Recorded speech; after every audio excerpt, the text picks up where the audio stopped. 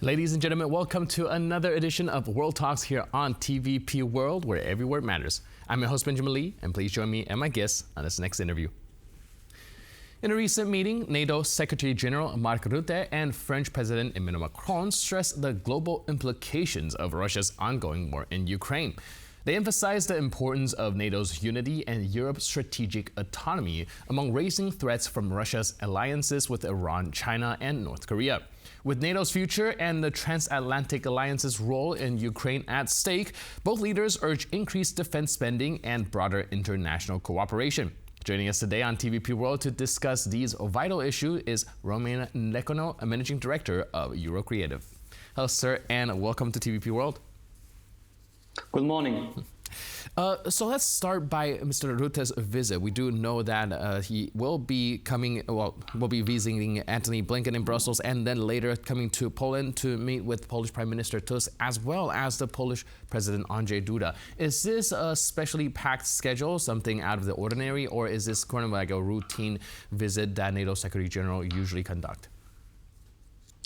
Well, I think it's based on two facts. The first one is that Mark Rutte just arrived in this position of Secretary General for NATO. And the second one is, of course, the re-election of Donald Trump and its coming presidency in January. So there is a lot to discuss, and this is quite normal that Mark Rutte is traveling around Europe, meeting the most important leaders, the countries or where the military is the most important and where the development of European security will play.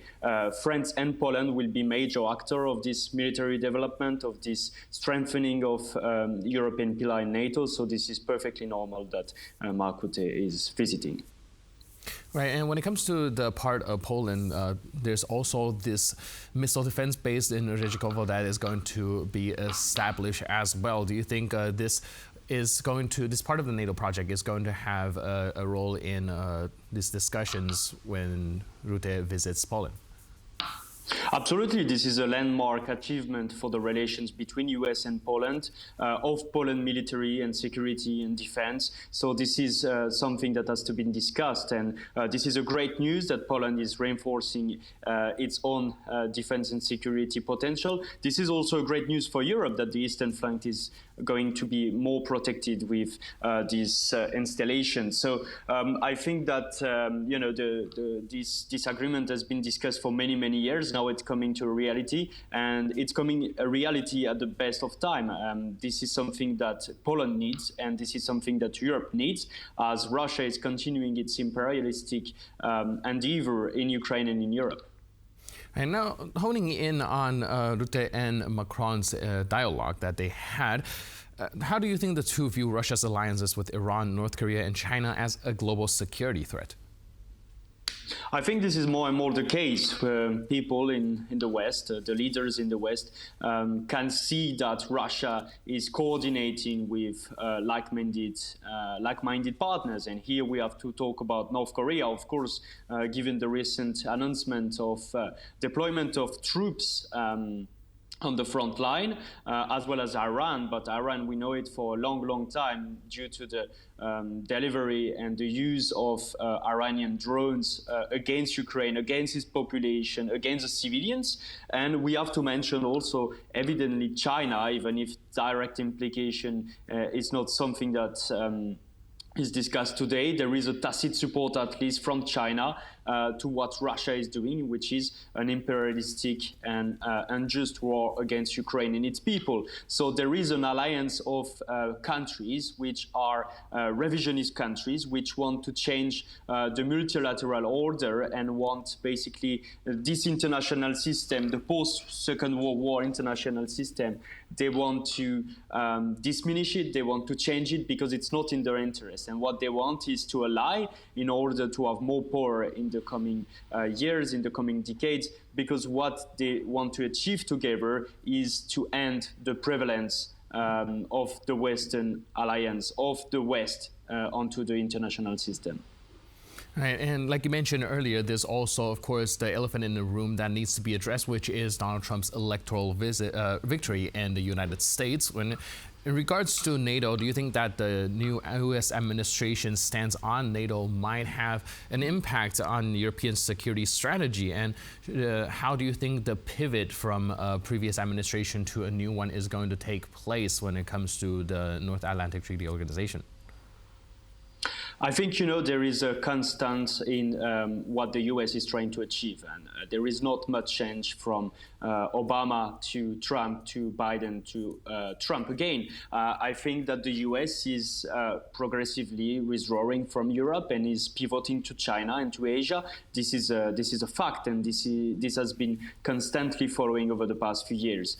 But many people are afraid in Europe, especially in Western Europe, that the US could change its position towards NATO. But we have to say that this is something that we hear during the political campaign, and Donald Trump is not likely to withdraw the US from NATO. What is likely is that he has basically a different approach to diplomacy that is more transactional. And what it means for Europeans is that NATO is not a given. They will have to fight for the continued support of NATO, of the US, when it comes to European security. And they will have to do more, that is for sure. And this is something that has been discussed between Rutte and Macron, that will be discussed between Rutte and Tusk, is that the Europeans need to do more, need to pay more. If you take a country like Poland, now the budget spent on defense has increased incredibly, close to 5%. If you take other allies in the alliance, except the Baltics, the Greeks,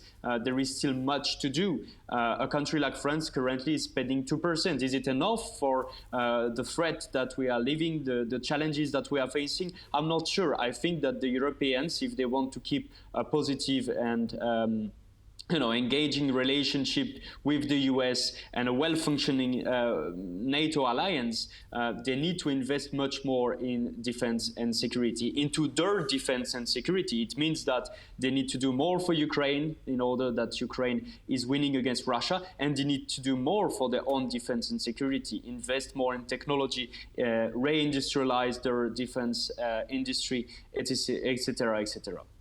Right, there's plenty to unpack there. Like you mentioned, there's perhaps a little bit of pivot when it comes to NATO's attention to the Indo-Pacific region. Do you think that this attention now being divided will mean that the European strategic autonomy that Macron was talking about is even more important than ever now that perhaps this part of the world needs to be able to function without the full attention of NATO?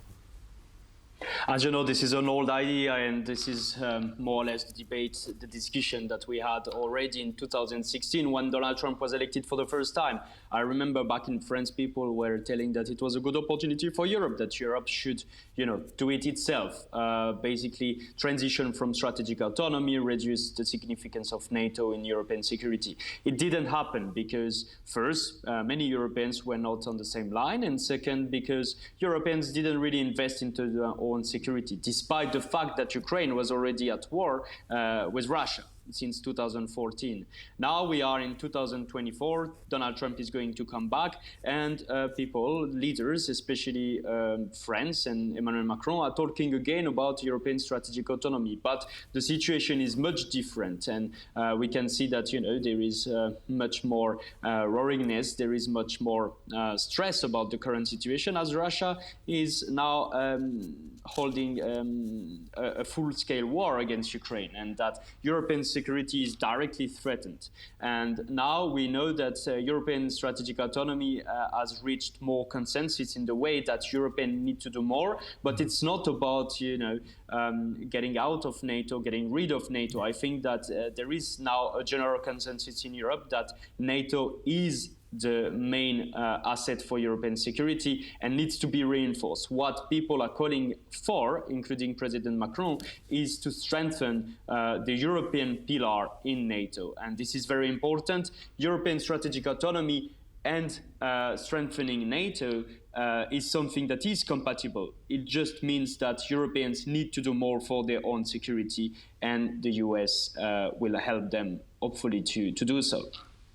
And do you think that there's a political will and capability to shoulder even greater share of defense responsibility, like you mentioned? Because we also see, like with the war dragging on for this long already, a lot of voices inside these European countries are starting to be a little bit conflicted.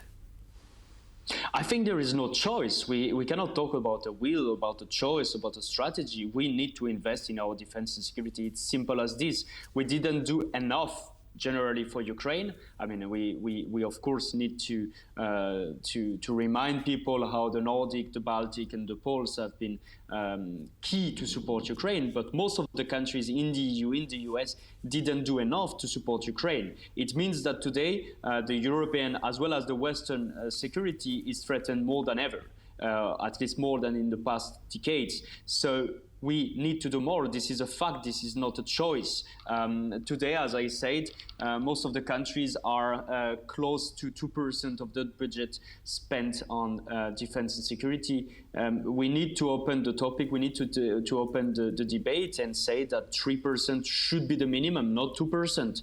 And you will have countries that will spend 4 or 5% because they are closer to the front line. They are closer to the Russian threat. So I think this is a necessary debate to see how we can provide it. I don't say it's easy to change your own military budget, especially that many countries after COVID-19 have been facing excessive debts, France included, for example, and that the budgetary questions will be a major problem when it comes to countries spending more on defense. And also there is a second crucial aspect, which is that leaders, if they want to increase their budget spending on defense and security, will need to convince their population of the imminent threat, because this is something to spend on defense and security. This is another thing to spend on defense and security instead of public expenses and public services. But this is something that has to be done. If we do invest now, we will face and we will succeed in countering the current challenges that we face. If we don't, we risk a much bigger war. We risk a much bigger conflict and much more costs. All right, like I mentioned, this is something that perhaps the leaders need to convey to their electorate and the public. How do you assess the public's perception right now when it comes to the spending on Ukraine? I think this is still fairly positive, because we have a majority of people in most of our countries in Europe that support still the help for Ukraine, but it's going down, and you can see it during national elections here and there. We have several aspects. We have several elections that we can mention: the Netherlands.